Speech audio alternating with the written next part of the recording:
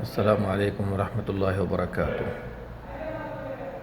الحمدللہ رب العالمین والصلاة والسلام علی نبینا محمد وعلی آلہ وصحبہ اجمعین۔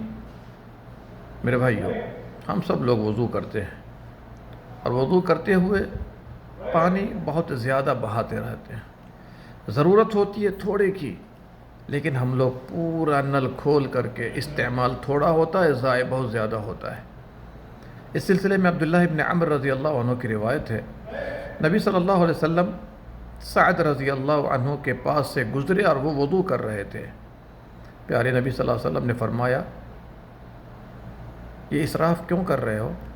یہ اسراف کیوں کر رہے ہو؟ تو سعد رضی اللہ عنہ نے کہا، افی الوضوء اسراف، کیا وضو میں اسراف ہے؟ آپ نے فرمایا، جی ہاں، وضو میں اسراف ہے، وضو میں پانی کو ضائع کرنا ہے۔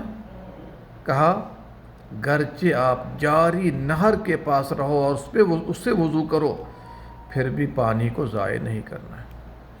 اور اسی لیے امام احمد بن حنبل رحمہ اللہ فرماتے ہیں کہ جو آدمی پانی بہت زیادہ برباد کرتا ہے، ضائع کرتا ہے، وہ آدمی عقل مند نہیں ہے۔